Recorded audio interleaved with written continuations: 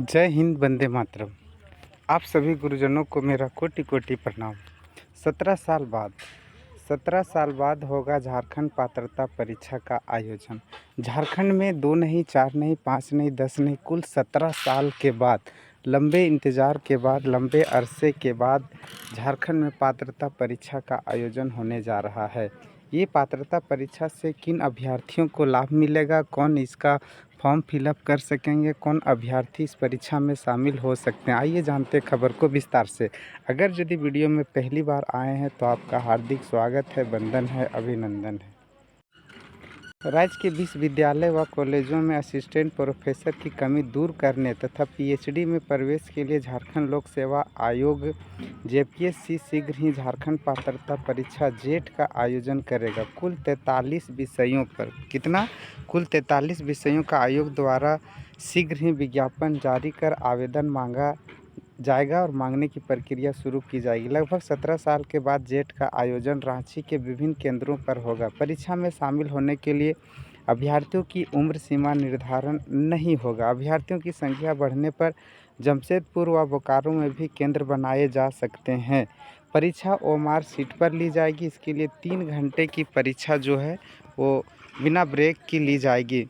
Multiple choice के प्रथम पत्र में 50 प्रश्न होंगे जो 100 अंकों का होगा, जबकि द्वितीय पत्र में 100 प्रश्न के होंगे जो 200 अंकों का होगा। अगर यदि आपके पास पेन और डायरी है तो आप इन बिंदु को सटीकता के साथ अपने डायरी में मेंशन कर लें। सभी प्रश्नों का उत्तर देना अनिवार्य होगा, नेगेटिव मार्किंग नहीं होगी।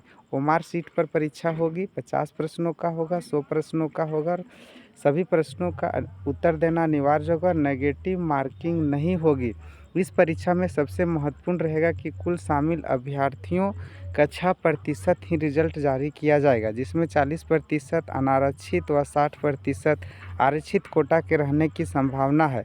क्वालिफाइंग मार्क्स अनारक्षित व ईडब्ल्यूएस के लिए 40% होंगे, जबकि एसटी, एससी व बीसी के लिए 35% होंगे। तो बंधु, ये सभी आपका परीक्षा से पूर्ण विवरण था कि किस तरह से प्रश्न पूछेंगे, कैसे परीक्षा लिया जाएगा, कितना प्रतिशत रहेगा, सीट का रहेगा, आरक्षण रहेगा, ये सभी तमाम प्रक्रिया आपको जानने को मिला। अगर यदि आप ये सब नोट करना चाहते हैं तो अपने डायरी में नोट कर लें। 2404 पदों पर असिस्टेंट प्रोफेसर की नियुक्ति की जानी है। कुल कितना? 2404 जो है सो असिस्टेंट प्रोफेसर की नियुक्ति होगी। इस कमी को दूर किया जाएगा। उच्च तकनीकी शिक्षा विभाग व विश्वविद्यालय द्वारा भेजी गई अधियाचना तथा कुल 2404 पदों पर असिस्टेंट प्रोफेसर की नियुक्ति की जानी। उनमें कुल 60 विषयों पर 2154 पद रेगुलर है, जबकि 250 पद बैकलॉग है। आयोग ने 7 मार्च 2024 को एक सूचना जारी कर कहा था कि जेट का आयोजन मई-जून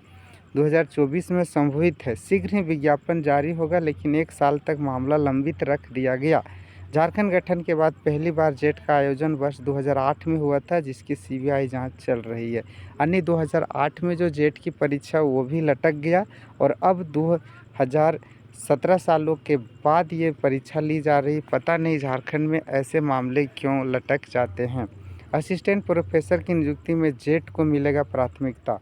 इसका कहना है कि आयोग द्वारा विश्वविद्यालय असिस्टेंट प्रोफेसर की नियुक्ति प्रक्रिया में राष्ट्रीय पात्रता परीक्षा नेट पीएचडी की तरह झारखंड पात्रता परीक्षा जेट की प्राथमिकता मिलेगी। इसके लिए अंक निर्धारित किए जाएंगे। इतना ही नहीं, राज्य सरकार ने जेट उत्तीर्ण अभ्यर्थियों को पीएचडी में नामांकन लेने पर प्रोत्साहन राशि भी देने का निर्णय लिया है। अगर यदि आप जेट निकाल लेते हैं, पीएचडी में नामांकन करा लेते हैं, तो आपको प्रोत्साहन राशि भी देने का प्रावधान। इसके तहत सरकार वैसे अभ्यर्थियों को प्रति माह प्रदान करेगी। 22,500 रुपये प्रति माह राशि प्रदान करेगी। अगर यदि जो पीएचडी करना चाहते हैं, वैसे अभ्यर्थियों से विनम्र आग्रह है, निवेदन है कि आप भी इस परीक्षा में शामिल हों। इस परीक्षा में बैठ कर के आप परीक्षा पास करें और सरकार का लाभ लें। तो बंधु, 2008 में तो लंबित है मामला, 2025 में क्या होगा ये तो झारखंड सरकार जाने। अभ्यर्थियों को तो जो झेलना है वो झेलना ही पड़ता है। पता नहीं झारखंड की धरती झारखंड के सपूतों के लिए कब वरदान साबित होगा। तो बंधु, आप हौसला रखें और अपनी परीक्षा की तैयारी करते रहें। सरकार का जो काम है वो करें।